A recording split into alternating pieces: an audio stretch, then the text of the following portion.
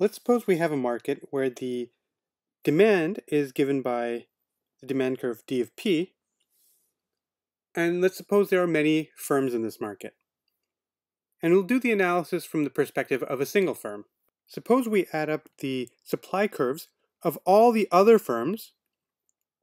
Remember, if you have multiple supply curves, you add them up horizontally to get the total supply curve. So let's suppose we wrote down all the supply curves for all the other firms and we added them up, and that the resulting supply curve were SO of P, so O for other. So at a given price, the residual demand, so the demand that's left over after the other firms have provided some of their goods, is what we denote by dr of P. It's the total demand minus what's supplied by everyone else. So that's called the residual demand.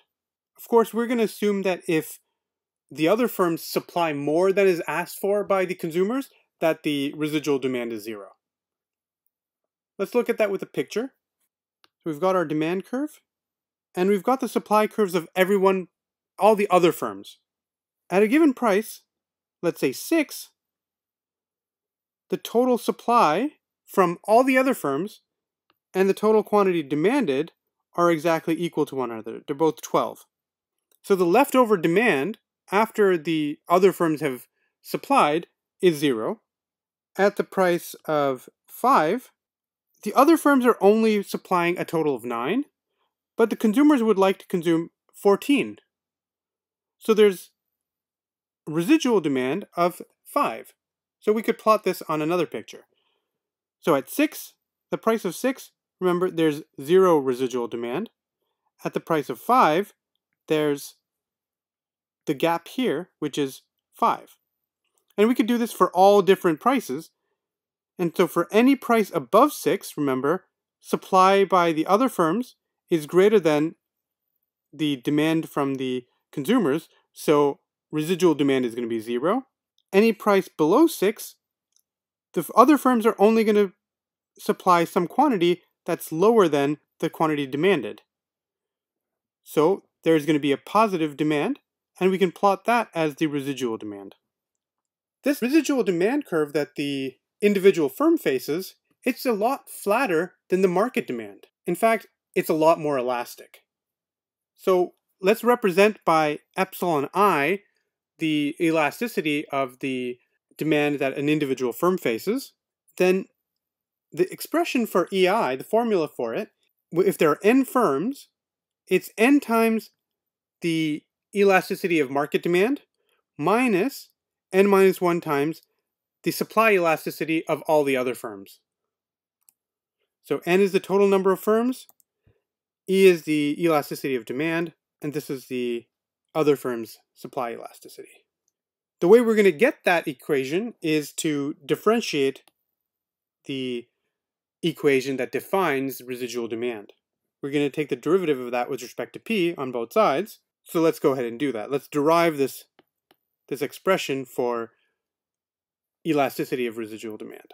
So remember, P is the price of the good. Let's suppose each firm supplies a quantity of Q. So all the firms are identical. So all the identical firms, each of them is going to produce a quantity of Q. So the total amount produced is, remember there are n firms, so it's n times Q. So the total quantity, capital Q, is just n times Q, where each firm produces little q.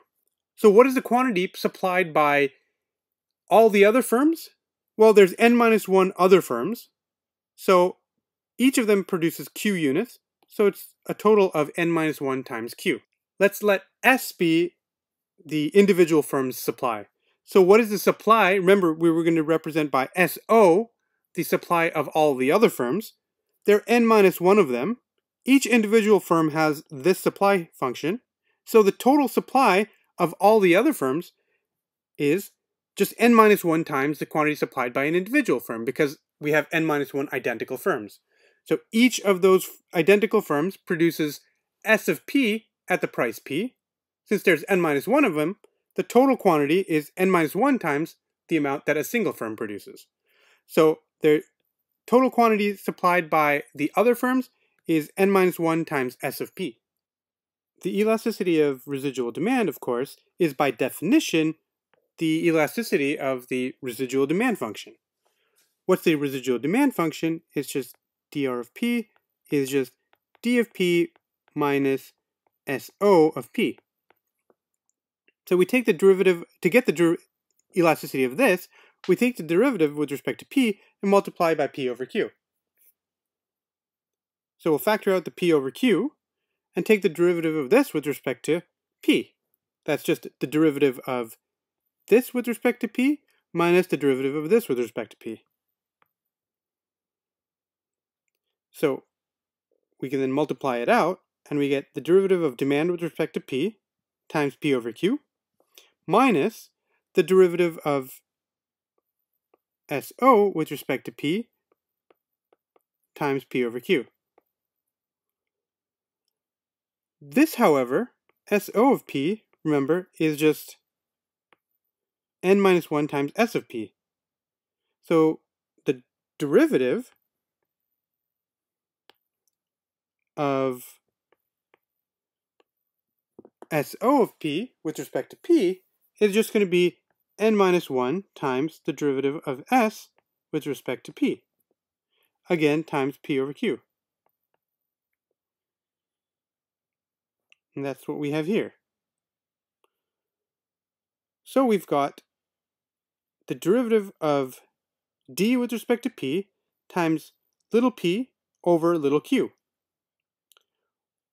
Little q, remember, is capital Q divided by n. So capital Q is n times little q, so little q is capital Q over n. So if we divide here by little q, it's as good as multiplying by n and dividing by capital Q.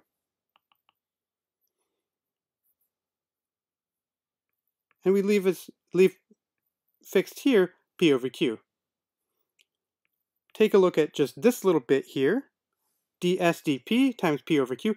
That's nothing but the elasticity of supply for all the other firms. What do we have here? d over dP times P over capital Q. This is the total amount being demanded or consumed. So this thing is just elasticity of demand. We've got this little n hanging out here, so we have n times elasticity of demand, which is this part. So then we have n times the elasticity of demand is the first term, and here we've got the n minus 1 times this guy is just the elasticity of supply for all the other firms. So that gives us our expression for elasticity of residual demand, which is just n times elasticity of demand minus n minus 1 times elasticity of supply for the other firms. That seems a bit abstract, so why don't we look at an example? So let's suppose we have 78 firms, n equals 78, and let's say the market elasticity is epsilon, which is minus 1.1. So this is not a particularly elastic demand. It's somewhat inelastic. It's close to unitary elasticity. Let's suppose all the other firms have supply elasticity of 3.1. What's the elasticity of residual supply for an individual firm? Well, we'll just plug in all these things. Remember, it's n times epsilon minus n minus 1 times eta O, which is the other firm's supply elasticity. So we can plug all those in. N is 78. Epsilon is minus 1.1. So n minus 1 is 77. And eta O is 3.1. So we plug all those in, we get minus 324.5. So even though market demand is not very elastic, we see that the residual demand is actually quite elastic. It's actually over 300 times more elastic than market demand. What happens as the number of firms gets bigger and bigger? So how elastic does residual demand get remember, the residual demand is the demand from the perspective of a single firm. So what happens to this as the number of firms becomes larger and larger? Well, epsilon is a negative number. Eta O is a positive number. So as n grows, the absolute value of epsilon I, the elasticity of residual demand, is going to get bigger and bigger. And it's going to be a negative number. So as we take the number of firms to infinity, so as it gets bigger and bigger and bigger, the elasticity of residual demand reaches negative infinity. So residual demand starts to approach perfectly inelastic demand. And this makes perfect sense because if there's a very large number of competing firms, then if I raise my price even a little bit above what other firms are selling at, the demand for my goods is going to drop to zero. So if we all sell the same and I charge more than everybody else, no one's going to buy my goods. So this justifies this idea of price taking. So if the price is 10, no matter what I do, I can't raise this price.